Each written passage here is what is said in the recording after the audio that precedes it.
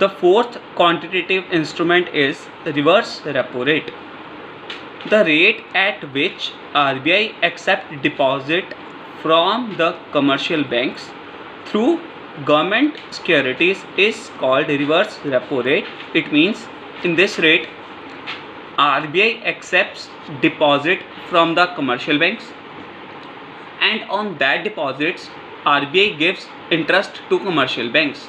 It means अगर commercial banks के पास surplus में डिपॉजिट्स हैं एंड कमर्शियल बैंक्स उसके ऊपर इंटरेस्ट अर्न करना चाहता है, देन कमर्शियल बैंक क्या करेगा, कमर्शियल बैंक्स अपने डिपॉजिट्स को डिपॉजिट करवा देगा आरबीआई के पास एंड आरबीआई उसके ऊपर इंटरेस्ट पे करेगा कमर्शियल बैंक्स को. सो जिस रेट से वो इंटरेस्ट पे किया जाएगा that rate is called reverse repo rate. Now how reverse repo rate is helpful in inflation and deflation?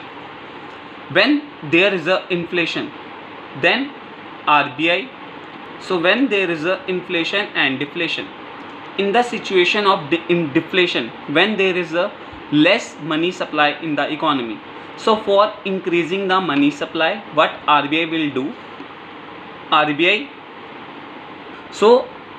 RBI fall कर देगा रिवर्स रेपो रेट को.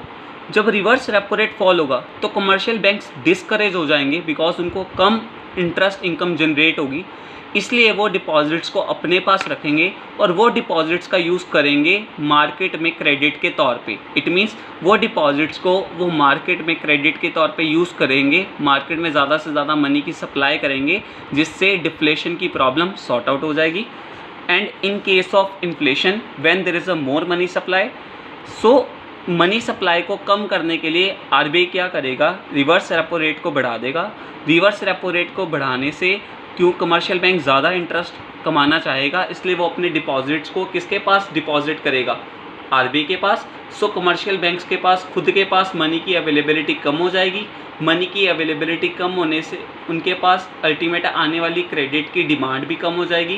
क्रेडिट की डिमांड कम होने से मार्केट में मनी सप्लाई कम हो जाएगी. सो इन्फ्लेशन की प्रॉब्लम सॉर्ट आउट हो जाएगी. Once again I am repeating, when there is a deflation in the economy, due to deflation there is a less money supply.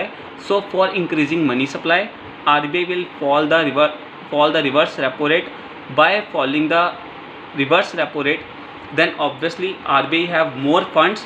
RBI will use that funds for providing more and more credit in the market.